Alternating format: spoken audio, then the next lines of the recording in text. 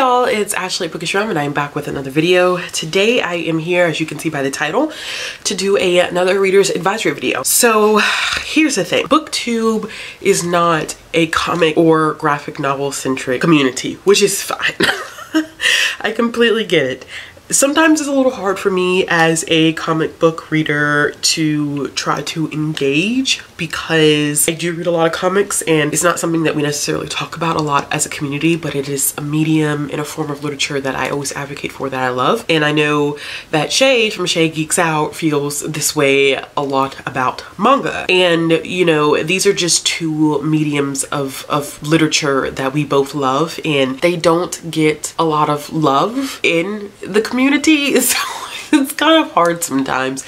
It's kind of hard sometimes navigating how you want to include the content that you love so much on your channel. So I was thinking maybe sometimes people have a hard time picking up comics because they just don't know where to start. And I can definitely understand that when I think about DC and Marvel and the things that they're doing. It is a lot to jump in and start reading a lot of their content. It's hard to know where to start. It's hard to know what to pick up. It's hard to know like what issues and what trades and what hardcovers. Like it's very hard. It can be very confusing and it can be very overwhelming. So what I'm going to do here is I'm actually going to give you 10 recommendations where I think these are great places for any new comic book reader or new, because these are all comics. These are not graphic novels. So if we want to do one specifically about graphic novels, I can get some recommendations for those. But these are specifics for like any comic book beginner. If you want to start reading some more comics, like here's some places that you can start. And I have come up with a list of 10.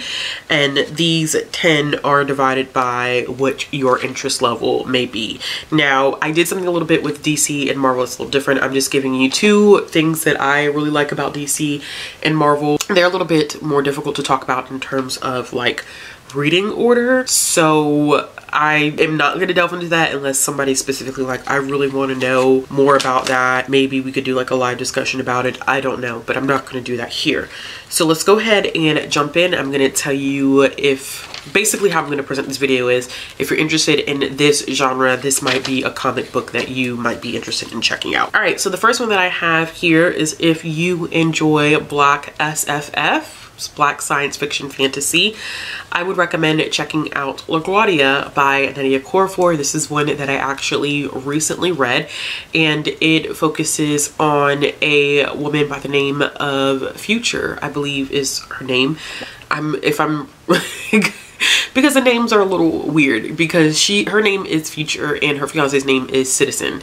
So they are living in Nigeria, and at this point an alien race has come to the planet and they're cohabitating essentially with humans, and something happens. I can't tell you what it is, but she ends up having to leave Nigeria and she doesn't tell Citizen that she's leaving, and she's going back to New York to live with her grandmother.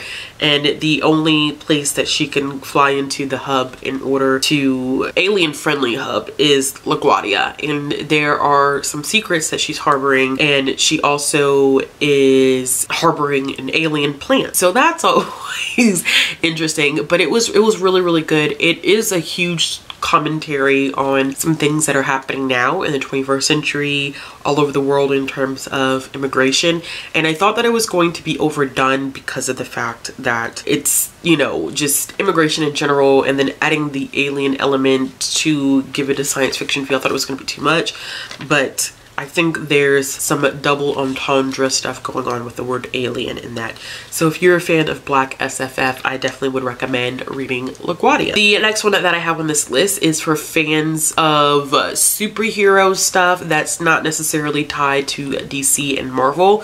This just came out, so you probably are not going to, well, I know you're not going to find a trade or hardcover of this. It literally is a single issue, so you would have to read it digitally for right now, and that is Radiant Black, and this is the same writer who has done Mighty Morphin Power Rangers.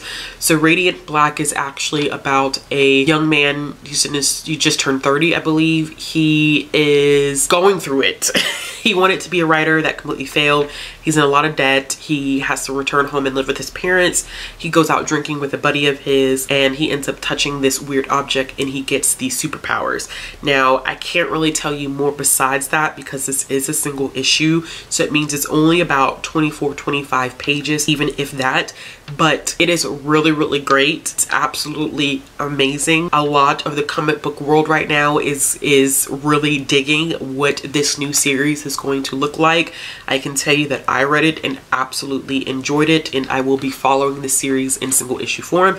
So if you're interested in non-superheroes, or if you're interested in superheroes that do not come from like DC and Marvel, I would recommend checking out Radiant Black. The next one that I have on my list is if you're looking for more diversity in your comics, which, sorry for the plane, if you're looking for more diversity, because the comic book world, it's no secret that it is very white, it's very cisgender. That's basically how the comic book world has functioned for a very, very long time.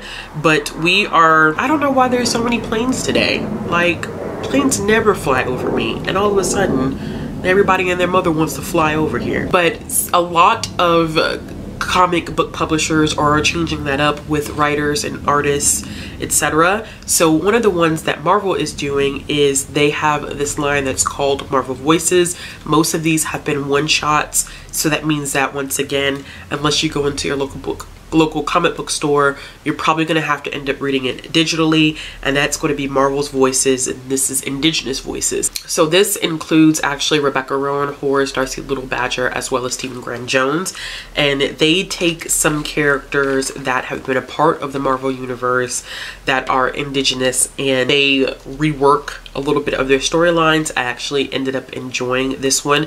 There was one that specifically focused on just BIPOC voices, and it was like 30 or 40 stories in that. It was a lot, y'all. It was just too much. It was a lot in that single issue, so I did not enjoy that one. So it was literally like 36 pages. The issue was 36 pages, and it was too much, so I can't recommend that one. But I will recommend the Indigenous Voices one because I thought that one was really good. If you are looking for some sexy humor, I would recommend Money Shot. And if you don't know what Money Shot is, I'm not going to encourage you to look it up because I don't know who's watching this, and I will not take responsibility for that. But it is a reference to something, and I'm just gonna leave it at that. But Money Shot was really, really good. It is about a group of individuals who work in this science lab, and they were working on a project that was specifically related to space travel. They ran out of money, so they decided that what they were going to do was fly across the galaxy and bang aliens in order to make their money. But it's a little bit deeper than that. There's more exploration of stuff that goes on in that.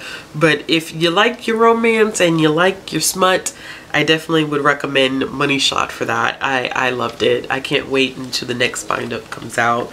I may start even reading that one by single issues because it's just so good. If you are looking for queer comics, I would recommend the Avant-Gardes. The Avant-Gardes surround a group of individuals that go to this university and play on this basketball team. Their first issue specifically, or their first volume specifically, focuses on one main character and her becoming a part of the team, being a part of this university, and maybe starting a relationship. The second volume specifically focuses on giving you kind of a rounded out perspective of each character that's involved in the series, and there's currently a spin-off series. So I haven't read the spin-off yet, but I've read the first 2 volumes in the first wave of the Avant-Gardes. But if you're looking for queer comics, I definitely would recommend checking that one out. I believe that was done by Boombox. If you are looking for horror, I would recommend Something is Killing the Children.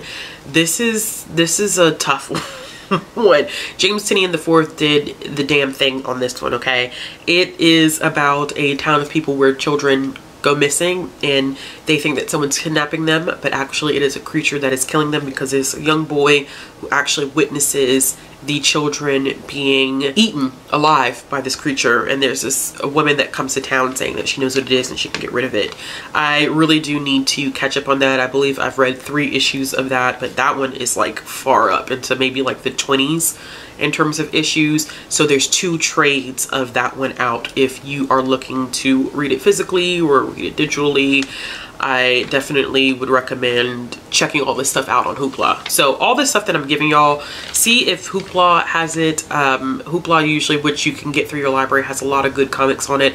It probably won't have everything that I'm talking about, but it'll have a good bit of what I'm talking about on there. Everything else, I would recommend checking out Comixology. All right, if you're looking for fantasy and historical fiction, I would recommend Bitterroot. This one is about a family and it takes place in the 20s during a race riot, and it looks at racism, but in a fantastical and interesting way. And I really don't want to tell you much about Bitterroot. Bitterroot is good. You got to just take my word on it. It is a dark comic book series. It looks at race in a different way, a very unique way, and in a way that I could appreciate. And I think I'm just gonna leave it at that, because if I tell you anything else about this family, it's gonna spoil it. But I can tell you it's about a black family in Harlem in the 1920s, and it looks at race. That's about it. All right, if you're looking for something with dark humor, I would recommend Ladykiller by Joelle Jones, who I think Ladykiller is only 2 volumes, but it's about a 1950s housewife that is a serial killer. I mean, look at the cover.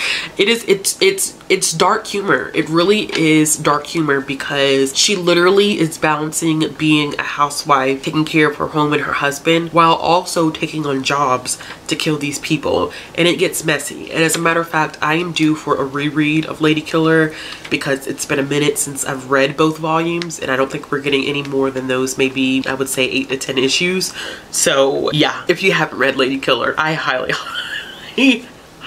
recommend Ladykiller. Okay, and these are the last 2, so DC and Marvel. So I'm going to give you a recommendation for each one of these. These are both extensive publishing groups. They are the big 2 in the comic book world. Everybody knows about DC and Marvel. I think they're probably the most intimidating to jump into, because these are where you find your major superheroes, your household name superheroes, and a lot of people don't necessarily know where to start when it comes to DC and Marvel. Like I said in the beginning of this video, I can't really give you an extensive starting place when it comes to DC and Marvel, because they would each need their video of their own, and I'm still kind of learning the ropes myself, so I don't know if I would feel 100% confident in giving you a definite place to start.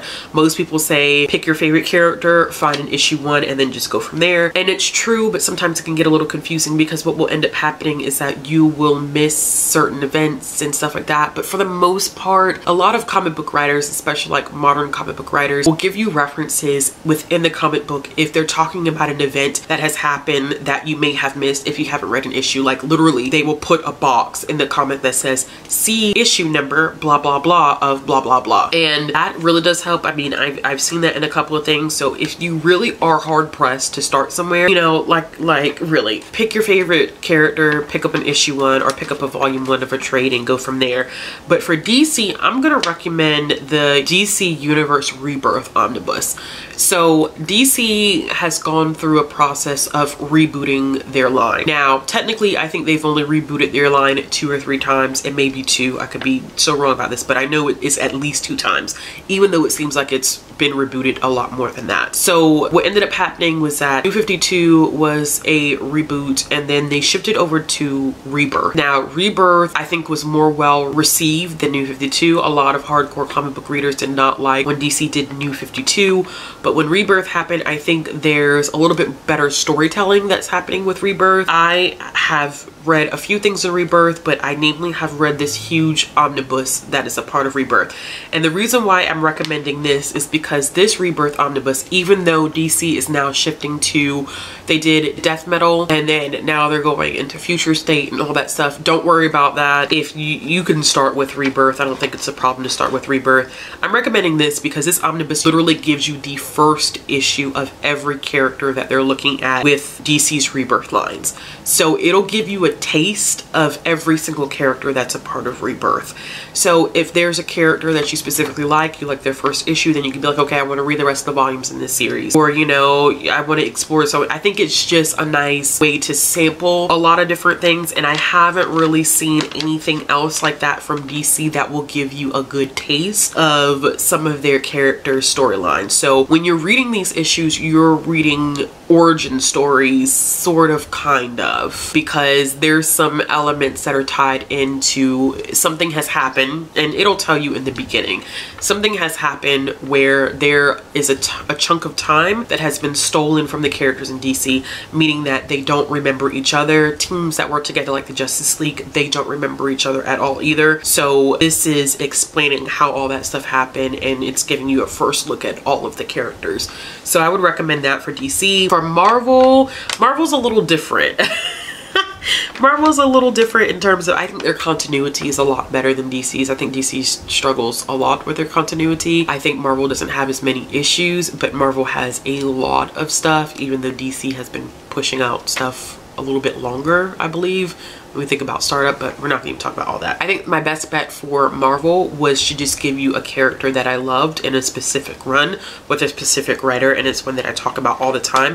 But I think that a lot of people would like this because an adaptation is about to come out regarding this character, and that is Ms. Marvel Kamala Khan, specifically the G. Willow Wilson run. So there's a new run that is currently out right now. I'm specifically looking at the first 10 volumes of Ms. Marvel as written by G. Willow Wilson. I have not read the new run yet, so I don't want to recommend that because I don't know how I'm going to feel about the new run because I'm super attached to this run. But if you're looking at or looking for something that's about to have a movie adaptation or a TV show adaptation, I will recommend Ms. Marvel. It is amazing. It is about a young girl that is navigating her Muslim Pakistani family and being in New Jersey at the same time and living up to her family expectations while also attempting to fit in the US and making friends and just balancing being Ms. Marvel. It is a great run of a character, one of my favorites of all time. So if you want an adaptation, you want a character to pick up on, I definitely would recommend Ms. Marvel Kamala Khan by G. Willow Wilson. All right, y'all, so those were some of my comic book recommendations for beginners. I hope you all have enjoyed this. If you'd like to see another video like this, let me know. If there's any specific comic book videos that you would like to see, let me know. I know I said last year that one of my goals is, like, I love doing comic book material. I know it doesn't get the views as some other videos that I do, but at this point, like, I don't care because I'm passionate about this. Like, this is what I love. I love talking about this stuff. I spend a lot of time researching this stuff. If you can't tell, I spend a lot of time reading this stuff. So I want to be able to share that information with those of you who watch my content that are fans of comics. So if you like this video, make sure you give it a thumbs up. If you want to see more content from me, click the subscribe button, hit the bell for notifications. If you're interested in following me on social media, all those links will be down in the description box below. Interested in supporting the channel, all those links will be down in the description box below. And I will be back with another video soon.